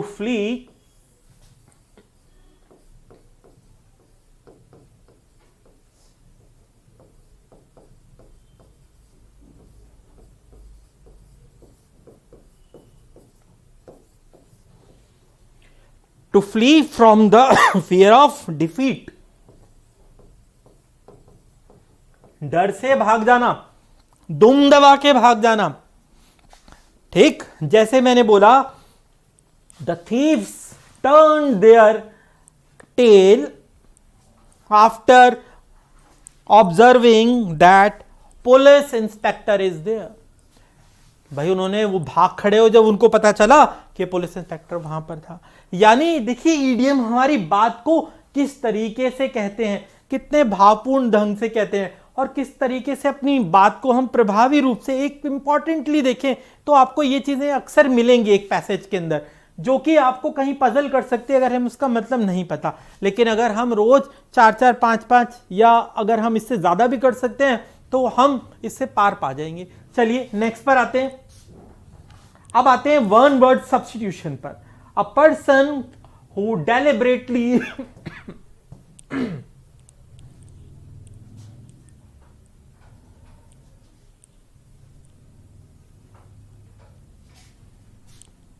हाँ जी, a person who deliberately damages the public और प्राइवेट प्रॉपर्टी। अब आते हैं हम OWS पे। देखा था हमने OWS, अब वहां पर उसका एग्जीक्यूशन कैसे है। ऐसा व्यक्ति जो जानबूझकर एक निजी या सरकारी संपत्ति को विध्वंस कर दे, तोड़ फोड़ कर दे, that person is known as vandal. Vandal, who is that person? Vandal, vandalize, vandal. Next is a remedy for all diseases or difficulties. हर एक चीज की एक रामबाण दवा, that is panacea. Panacea, yes, panacea, PANECIA, PANACEA, PANACEA, panacea. Antibiotics are no longer panacea for all diseases, क्योंकि antibiotic अपना असर खोते जा रहे हैं, हम जानते हैं इस बात को। चलिए हमने देखा पैनिशिया का मतलब रामबाण। चलिए आगे बढ़ते हैं। फ्री फ्रॉम एरर, कौन सी चीज जो कि बिल्कुल ठीक हो, जिसके अंदर कोई दिक्कत ही ना हो, किसी भी एरर की गुंजाइश ना हो, that is accurate. Accurate. Next, to search thoroughly. To search thoroughly, किसी चीज को बहुत गहराई से छानबीन करना। रैंसैक। रैंसैक, जैसे हम एक सेंटेंस देखते हैं, the income tax officer ransacked the apartment in search of black money. The income tax officer ransacked the apartment in search of black money, यानी उसे खंगाल दिया, अच्छे से छानबीन कर दी, that is ransacked. To search thoroughly. चलिए आगे बढ़ते हैं। The place where an airplane is house. हमने देखा, हम घर में गाड़ी पार्क करते हैं गैरेज के अंदर, ठीक, पार्किंग के अंदर, ठीक, लेकिन एयरप्लेन कहां पर पार्क होता है, उस जगह को क्या कहा जाता है? That is known as hanger. Very good, hanger. Generally oval shape में होता है, आजकल स्क्वायर भी आने लग गए, बनते हैं, दैट इज हैंगर। अब हमने देखा ये क्या थे? वन वर्ड सब्स्टिट्यूशन थे। एक पर्सन जो कि जानबूझ के एक सरकारी या निजी संपत्ति का नुकसान करता है, that person is known as vandal. Remedy for all diseases is panacea, रामबाण। To search free from error, it is accurate. Next one, to search thoroughly, which means बहुत अच्छे से छानबीन करना, रैंसैक।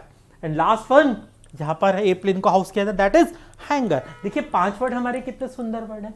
आज की तो हमारे पास कितने सारे, मेरे ख्याल से 20-25 शब्द आज हम सीख ही गए होंगे, बहुत अच्छी बात है। चलिए अब आते हैं फॉरेन वर्ड्स पर। सबसे पहले हमारे पास अल्मा मैटर। आपने अक्सर सुने होंगे फॉरेन वर्ड्स। अल्मा मैटर का मतलब क्या? एक लैटिन वर्ड है। अ स्कूल और college which one has attended.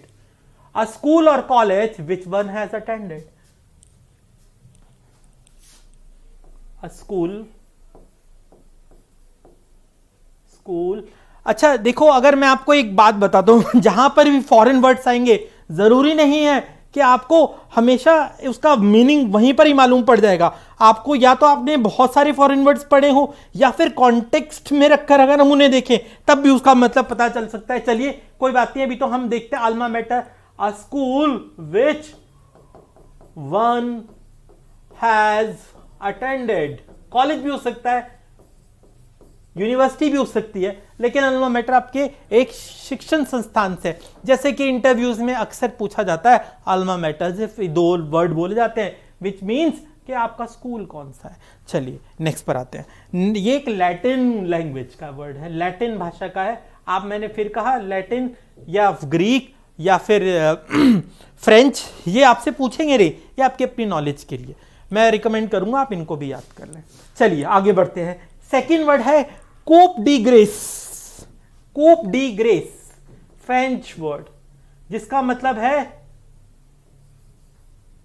Finishing stroke.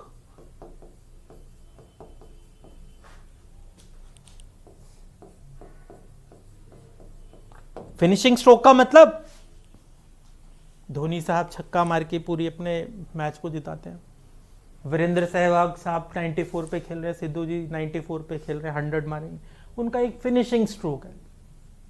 तो हर किसी का एक फिनिशिंग स्ट्रोक है। आपने साइन की अपने फटाफट से नीचे डॉट मार दे, किसने 2 मार दे। फिनिशिंग स्ट्रोक, किसी भी चीज के अंदर आपको क्या देना है, एक फिनिशिंग स्ट्रोक देना है, that is known as coup de grace. ठीक, चलिए आगे बढ़ते हैं बच्चों। नया है हमारे पास वर्ड प्राइमा फेशी, एक लैटिन वर्ड है, आपको बहुत यूज होता है, लैटिन वर्ड है। इसका मतलब क्या है, कोशिश कीजिए। The prima facie evidence at, it means first view of consideration.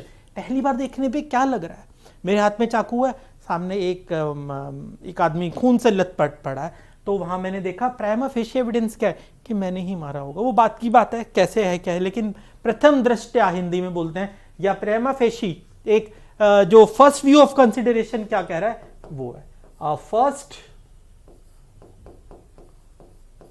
View of consideration.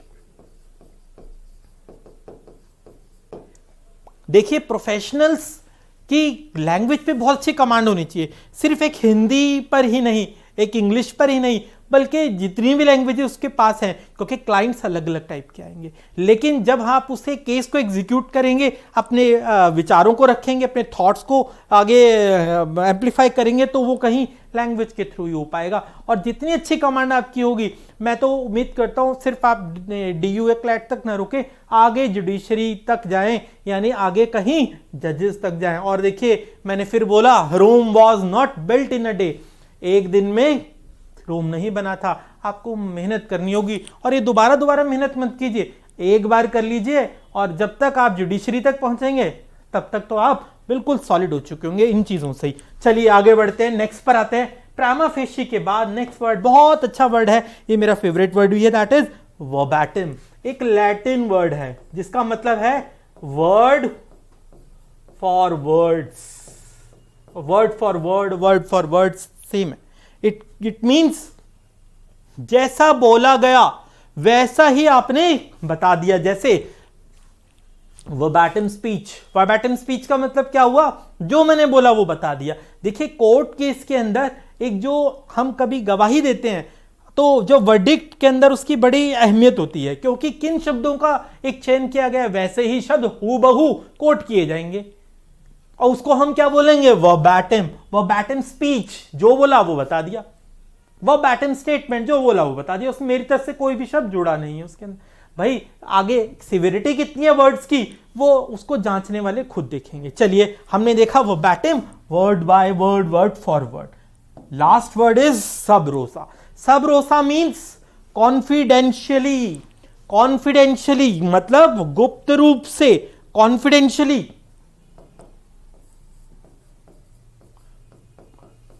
देखिए कॉन्फिडेंशियली जब भी कोई रिपोर्ट्स दी जाती हैं, जैसे हमने देखा है कि क्लासिफाइड्स होती हैं या गवर्नमेंट्स की रिपोर्ट्स होती हैं, ऐसी चीजें सारी की सारी अगर हम देखें तो हमें क्लासिफाइड के रूप में या सब रोजा रूप में मिलेंगी। और अगर ये सब रोजा लिखा है किसी पर, रिपोर्ट पर या किसी स्टेटमेंट पर, तो आपको उसको बहुत ध्यान से देखना होगा।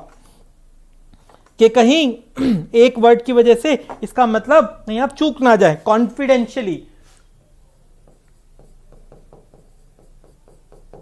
जी, confidentially, I have submitted the verbatim report sub रोजा।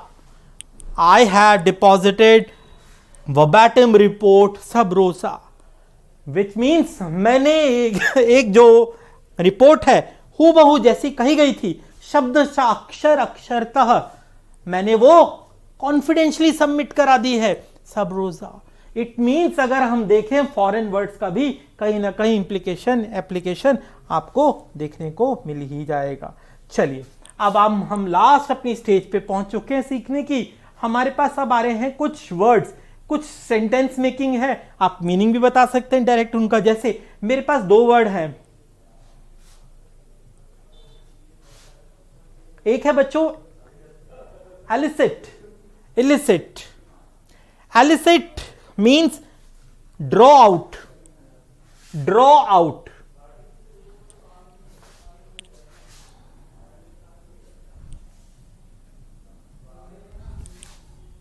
Elicit means draw out.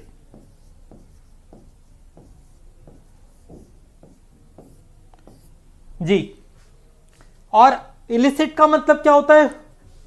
illicit का मतलब होता है unlawful.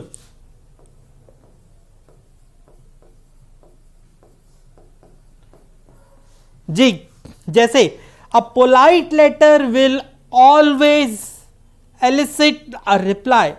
A polite letter will always elicit a reply.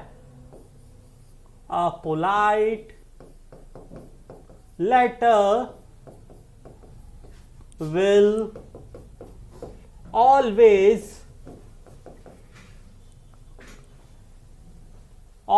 elicit a reply. एक विनम्रता से लिखा गया हुआ लेटर हमेशा जवाब लाता है, यानी ड्रॉ आउट, एलिसिट। जबकि होमोनिम्स है illicit, unlawful, unlawful. There are many illicit distilleries in our village, there are many illicit distilleries in our village. Distilleries क्या होती हैं? डिस्टिलरीज होती हैं शराब बनाने की अवैध फैक्ट्रियां। डिस्टिलरीज, डिस्टिल लॉ हमने पढ़ा है उसमें, हाँ जी साइंस में, वो ये distilleries, distilleries, DISTILL, DISTI, sorry,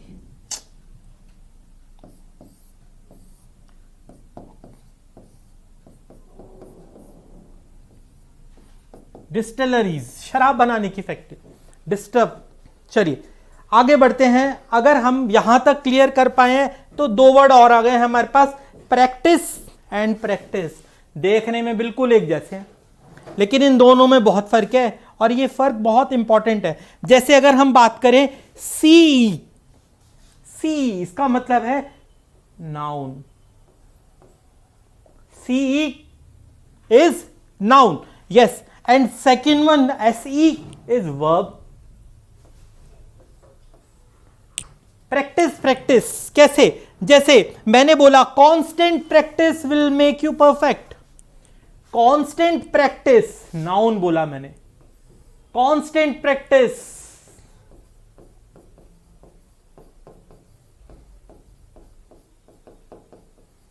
will make you perfect. देखिए कांस्टेंट प्रैक्टिस, प्रैक्टिस क्या बोला? एक नाउन के रूप में बात की है मैंने, मेक यहां पर वर्ब है, ठीक। अब मैं बात करता हूं प्रैक्टिस एज अ वर्ब की। ही प्रैक्टिसेस लॉ, ये वाला प्रैक्टिस है। ही थर्ड पर्सन सिंगुलर नंबर है, प्रेजेंट इंडेफिनिट है, तो मेन वर्ब के साथ क्या लगेगा? एस और ईएस। ही प्रैक्टिसेस लॉ।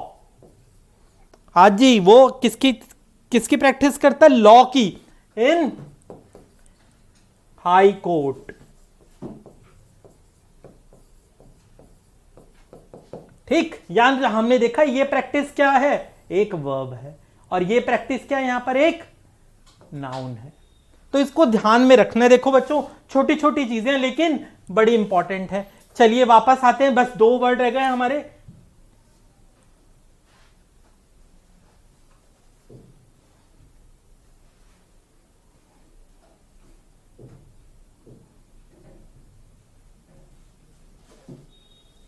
जी, अब आते हैं स्टेशनरी एंड स्टेशनरी। देखिए दोनों स्टेशनरी हैं, होमोनिम से है, लेकिन ARY और ERY सेम कंसेप्ट वही लग रहा है इसके अंदर जो अभी हमने ऊपर प्रैक्टिस में देखा था बच्चों। जो NARY है ये एक एडजेक्टिव है। NARY इज एडजेक्टिव, जिसका मतलब होता है standing still. It is adjective which means standing still.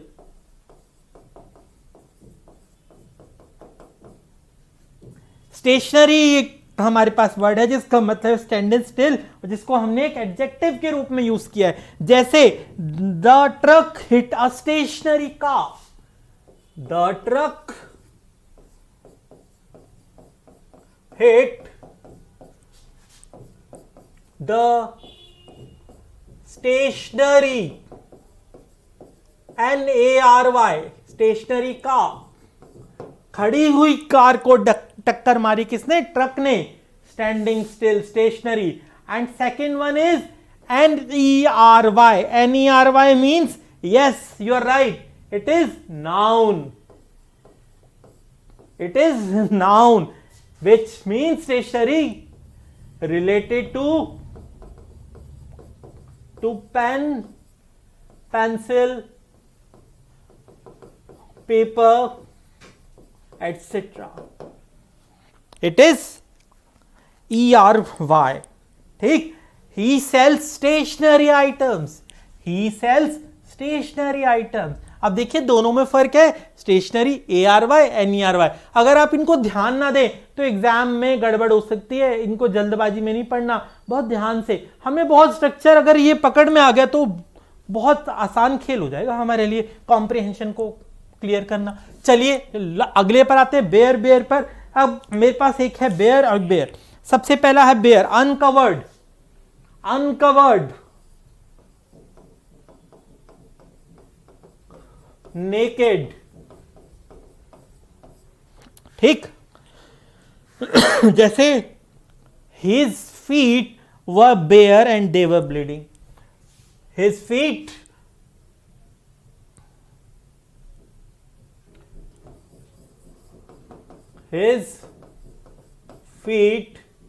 were bare and bleeding.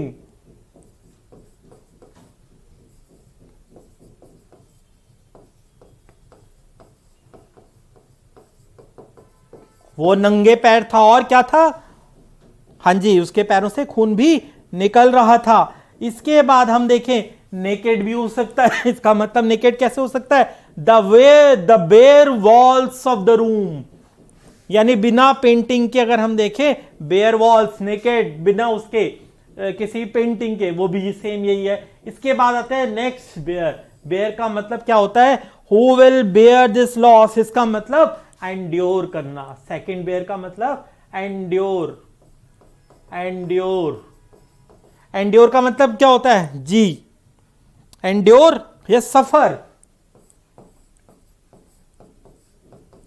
ऊपर क्या था, नेकेड। इस बेयर का मतलब क्या था बच्चों, नेकेड। नेकेड। और यहां पर बेयर का मतलब क्या है, BEAR, एंड्योर और सफर। Who will bear this loss?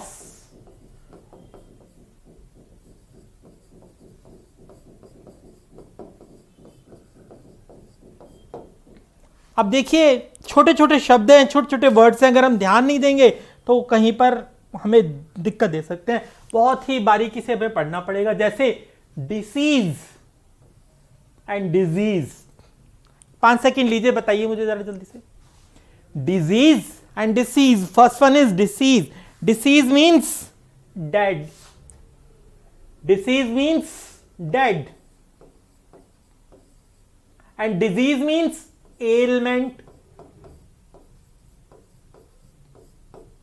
Late us pray for the deceased, let us pray for the deceased.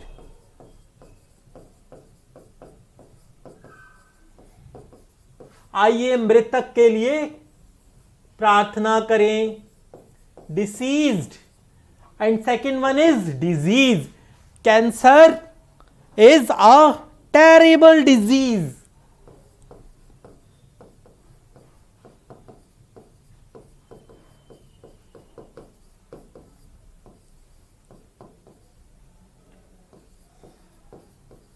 देखिए डिजीज क्या है? डिसईज। जब हम कंफर्टेबल नहीं होते तो क्या हो जाता है? डिसीज हो जाता है, डिजीज हो जाती है जब। चलिए अब हमने देखा डिजीज और डिसीज। डिसीज का मतलब डेड, दूसरी तरफ डिजीज का मतलब एलिमेंट। बच्चों ये सिर्फ एक शुरुआत है हमारी, हमें बहुत लंबी जर्नी करनी है। अगर आप साथ देंगे तो हम इसको बहुत जल्दी कवर करेंगे और एग्जाम में बहुत कंफर्म होकर अपना रिजल्ट लाएंगे। अब लास्ट के 5 वर्ड देख लेते हैं, जो कि मैंने आपको कहा था कि आपको रोज कहीं ना कहीं से शब्द खोद के निकालने में हेल्प करूंगा आपकी इसमें। सबसे पहले देखते हैं हमारे पास जो वर्ड है, बहुत बढ़िया वर्ड है। सबसे पहले है हमारे पास सैंगुइन। सैंगुइन का मतलब क्या होता है? ये सबसे इंपॉर्टेंट है। सैंगुइन मीन्स कॉन्फिडेंट।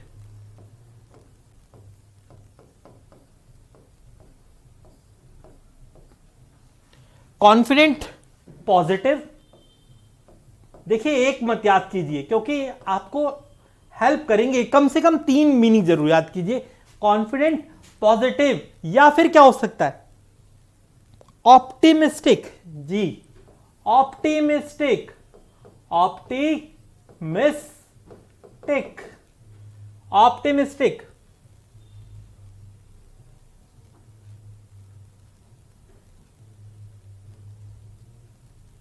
ठीक, चलिए वापस आते हैं हम सैंगुइन के बाद नेक्स्ट पर आते हैं। Next word is avid. Avid का मतलब क्या है? जैसे मैंने बोला, सबसे पहले सैंगुइन को देखते हैं। I am sanguine about my DU CLAT, DU और क्लैट रिजल्ट। मैं अपने DU या क्लैट के रिजल्ट को लेके बहुत आशावादी हूं, बहुत ऑप्टिमिस्टिक हूं, बहुत ही पॉजिटिव हूं। That means sanguine. Next word is avid. Avid बहुत अच्छा वर्ड है, मेरा बहुत ही फेवरेट वर्ड है। इसका मतलब है कीन। कीन, कीन का मतलब क्या होता है? जो किसी चीज के बहुत अच्छे से जागरूक होकर किसी चीज को पढ़ता है। ईगर, ईगर, कीन, ईगर, या फिर एंथुजियास्टिक। एंथुजियास्टिक, एंथुजियास्टिक का मतलब क्या होता है? उत्साही। जैसे हमने देखा जो किसी चीज को एंथुजियाज्म के साथ करे, उत्साह के साथ करे, Avid. He is an avid reader of science books. He is, Virat Kohli is an avid player. यानी हमने देखा कोई चीज कीन, ईगर या एंथुजियास्टिक हो, एविड से दिखाई जा सकती है। हम नेक्स्ट पर आते हैं असाइलम पर। बहुत बार सुना होगा आपने बेटा वर्ड। एक मतलब है असाइलम का, हाँ जी बिल्कुल सही, मेंटल हॉस्पिटल। याद है मेंटल हमने पढ़ा था अभी? कौन सा वर्ड था? हाँ जी, लुनैटिक था ना उसके। हाँ बिल्कुल, मैनियक। देखो यहीं पर उसका आगे एक रिफ्लेक्शन। मेंटल हॉस्पिटल, असाइलम, या फिर शेल्टर भी बोल सकते हैं, या फिर रिफ्यूज भी बोल सकते हैं। रिफ्यूज कौन होते हैं? जो रिफ्यूजीज, इसी वर्ड से बना है रिफ्यूज से, जो हमारे देश में शरण लेने आते हैं। शेल्टर और रिफ्यूज, और मेंटल हॉस्पिटल भी हो सकता है इसका। असाइलम पागल खाना, या फिर शेल्टर या रिफ्यूज। जैसे Rohingyas are searching for asylum in India, है ना, ढूंढ रहे ना वो, लेकिन मिल नहीं रही उन्हें क्योंकि कुछ शर्तें पूरी नहीं हो रही उनकी। चलिए वापस आते हैं। अब हमने देखा एक वर्ड के मतलब अलग अलग हो सकते हैं। चलिए हमें कॉन्टेक्स्ट के हिसाब से उससे देखना है। लास्ट के 2 वर्ड बचे हैं बच्चों हमारे पास। फर्स्ट है हमारे पास एक्स्ट्रेडिशन। एक्स्ट्रेडिशन का मतलब क्या होता है? The surrender of an accused or convicted person by one state or country to another। यानी एक देश द्वारा दूसरे देश को, एक प्रदेश द्वारा दूसरे प्रदेश को अपराधी को सौंपने की प्रक्रिया क्या कहला रही है? Extradition. The surrender of an accused, the surrender of an excused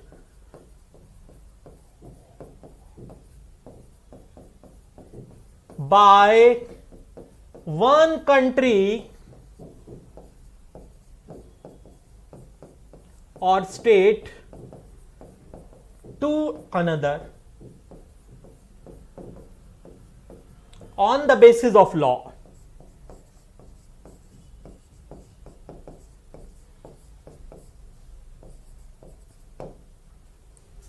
The surrender of an accused by the country or state to another on the basis of law। जैसे अभी हम एक्स्ट्रेडिशन ट्रीटी हम देख रहे हैं कि किस तरीके से माल्या साहब आ जाए, किस तरीके से नीरव मोदी आ जाए, या ऐसे ये तभी हो पाता है जब दोनों देशों के बीच में एक्स्ट्रेडिशन ट्रीटी होती है।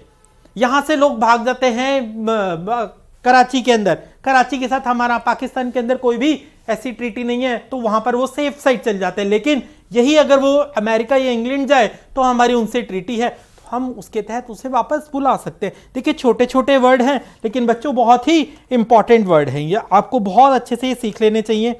चलिए आगे आते हैं अरसात्स पर। अरसात्स का मतलब क्या होता है? अरसात्स का मतलब होता है copy of something, copy of something, in most cases inferior one, किसी चीज की कॉपी, ठीक। अनरियल, अनरियल कॉपी, ठीक। अब ये क्या है? अरसात्स। जैसे मैंने बोला, आप एक फोन लेने जाते हैं, आईफोन, एक नकली आईफोन लेते हैं, वो क्या है? अरसात्स। मैंने एक पेन खरीदा पाकर का, ओरिजिनल नहीं, मैंने उसके डुप्लीकेट खरीदा, दैट इज अरसात्स। यानी कहीं पर भी एक डुप्लीकेट वर्ड आते ही हमारे पास आ जाता है वर्ड अरसात्स। अरसात्स का मतलब क्या है? किसी चीज की डुप्लीकेट कॉपी, और अधिकतर वो क्या होती है? Inferior one. इसको हम आर्टिफिशियल भी बोलते हैं, आर्टिफिशियल, ठीक, फेक। जो घर में कॉफी बनाते हैं ना, दैट इज अरसात्स कॉफी, क्योंकि वैसी नहीं बनती जैसे कि हम देखते हैं जो कॉफी पार्लर वाले बनाते हैं, कॉफी होम वाले बनाते हैं, पूरी की पूरी। चलिए ऐसी कोई भी चीज हम देख सकते हैं अरसात्स से डिनोट होगी। अब हम वापस आते हैं अपने एक पूरे कोर्स पर। हमने देखा, आप मार्क्स देख लीजिएगा बच्चों, आपको कितने इसमें से सीखने को मिला। जितना ज्यादा सीखने को मिला उतना ही हमारे जीतने की संभावनाएं भी बढ़ जाती हैं। कोई बात नहीं, हम मेहनत करेंगे जहां पर भी हम स्टैंड करते हैं। मैंने आपको एक चीज बताई है कि आपको किस तरीके से मेहनत करनी है बच्चों। चलिए एक बार मैं इसको ठीक करूं, फिर बात करते हैं।